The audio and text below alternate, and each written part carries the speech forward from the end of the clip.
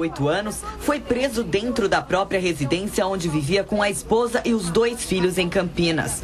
Ele é o principal suspeito de matar Valdineia Conceição Prechesnilk, de 21 anos, grávida de gêmeos. Descobrimos que ela residia numa boate na cidade de Campinas, no bairro Itatinga. Descobrimos que ela era prostituta naquele bairro, que ela residiu lá por 1 ano e meio aproximadamente, e depois ela saiu daquela casa e foi morar numa outra residência. Essa residência foi locada informalmente por uma pessoa, né, que deu o nome de Flávio.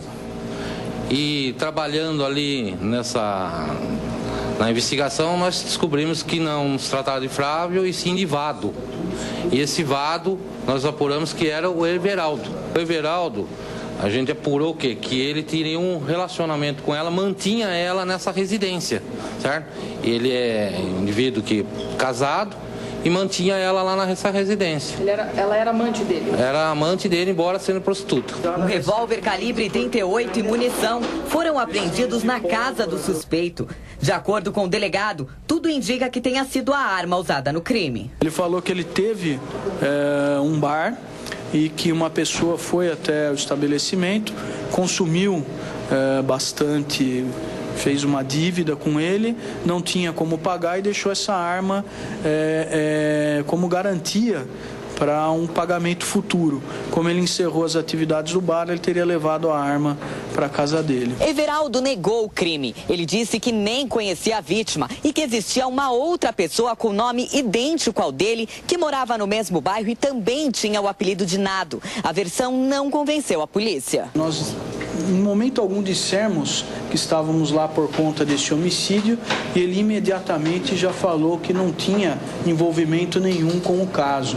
Então são pequenos detalhes que para os policiais mais experimentados significam muito. Valdineia era do estado do Paraná e vivia em Campinas há cerca de 2 anos. Depois que saiu da casa dos pais, raramente dava notícias à família. Por isso, o corpo da jovem permaneceu quase 20 dias no Instituto Médico Legal, até que algum familiar se manifestasse. A polícia trabalha com várias linhas de investigação. A principal seria crime passional. Para o delegado, Everaldo pode ter cometido assassinato por ciúmes ou porque era contra a gravidez da jovem. Para mim, minha convicção é que o crime foi passional, certo? Que ele mantinha ela lá e tinha ciúmes, certo? Embora fosse prostituta, ele tinha ciúmes, talvez de um namorado anterior. Mas isso ainda depende de algumas diligências para a gente comprovar.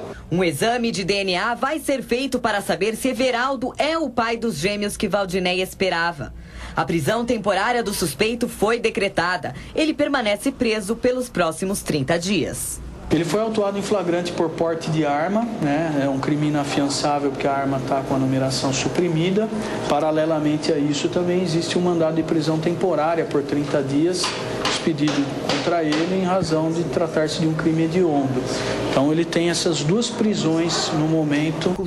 Nos perfis que Valdineia Prechesnilk tinha em redes sociais, ficava claro que ela gostava de tirar fotos e exibir a beleza típica das mulheres do sul do país. Como estava grávida, postava várias mensagens sobre os gêmeos que ela esperava.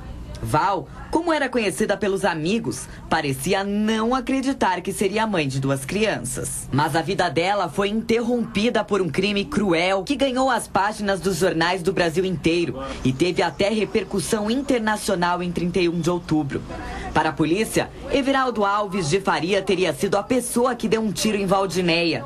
Depois colocou o corpo dentro de uma mala e jogou em um lago às margens da rodovia dos Bandeirantes na cidade de Itupeva. Pescadores avisaram a Guarda Municipal de Valinhos que um objeto estranho havia sido visto dentro d'água. O local onde o corpo foi encontrado é de difícil acesso, numa estrada de terra que liga as cidades de Campinas, Valinhos, Vinhedo e Itupeva.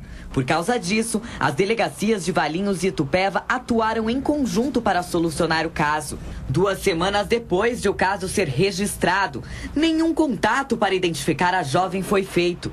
Isso chamou a atenção da polícia, que começou a investigar a fundo.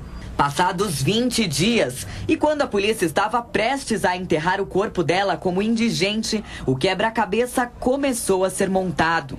Depois que o caso foi divulgado aqui no Brasil Urgente, a família de Val, que é do Paraná, apareceu e reconheceu o corpo. A partir daí, e usando as redes sociais, a polícia conseguiu traçar parte do caminho da jovem. Apesar da prisão do suspeito pela morte de Valdinéia, uma dúvida ainda permanece. Por que Everaldo teria cometido o crime? A polícia apurou que os dois eram amantes, mas ela tinha um caso com outro rapaz. Isso pode ter gerado uma crise de ciúme nele. Segundo essas testemunhas, é que era um rapaz possessivo, violento e que agredia ela com uma certa frequência.